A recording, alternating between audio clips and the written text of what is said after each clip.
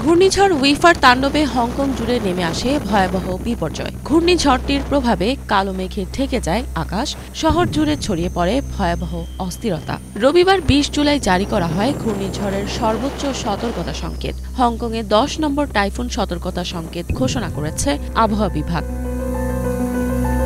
সতর্কবার্তায় বলা হয়, ঘূর্ণিঝড়টি আবহাওয়া কেন্দ্র থেকে প্রায় ৫০ কিলোমিটার দূরবর্তী একটি জায়গা হয়ে অতিক্রম করবে।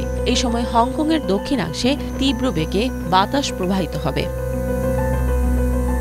ঝড়টি টাইফুন পর্যায়ে পৌঁছে মাকাও ও নিকটবর্তী চীনের চুহাই শহরের দিকে এগিয়ে চলেছে। পরে এটি এই সপ্তাহেই ভিয়েতনামে পৌঁছানোর সম্ভাবনা রয়েছে।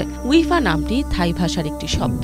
পশ্চিম প্যাসিফিক অঞ্চলের টাইফুনের নামগুলো ওই অঞ্চলটির বিভিন্ন দেশ থেকে নেওয়া হয়ে থাকে।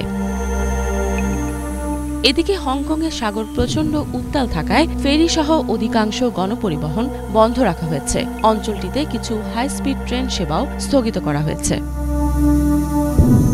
উইফার আগমনের প্রভাবে দেশের বিভিন্ন অঞ্চলে শুরু হয় প্রবল ঝড়ো হাওয়া ও অঝোরে বৃষ্টিপাত। পরিস্থিতি ক্রমেই অবনতির দিকে চলে যায়। দেশের উপকূলীয় এলাকাগুলোতে প্রচণ্ড বাতাস এবং ভারী থেকে অতি ভারী বৃষ্টিপাত অব্যাহত থাকে।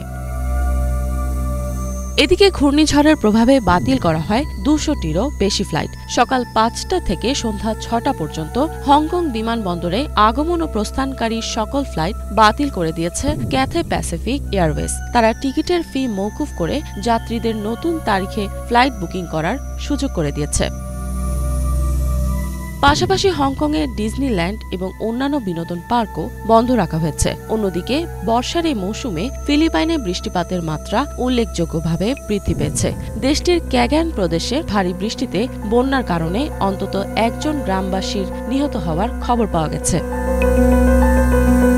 ফিলিপাইনের বিভিন্ন অঞ্চলে শক্তিশালী ঝড়ো আবহাওয়া বিরাজ করায় ৩,৭০,০০০-এরও বেশি মানুষ প্রভাবিত হয়েছে। এছাড়া ৪০০টিরও বেশি বাড়িঘর ক্ষতিগ্রস্ত হয়। অন্যদিকে প্রায় ৪৩,০০০ ভুক্তভোগী বন্যা, ভূমিধস এবং তীব্র বাতাসের কারণে সরকার পরিচালিত জরুরি আশ্রয় কেন্দ্র বা আত্মীয় স্বজনের বাড়িতে আশ্রয় নিয়েছে।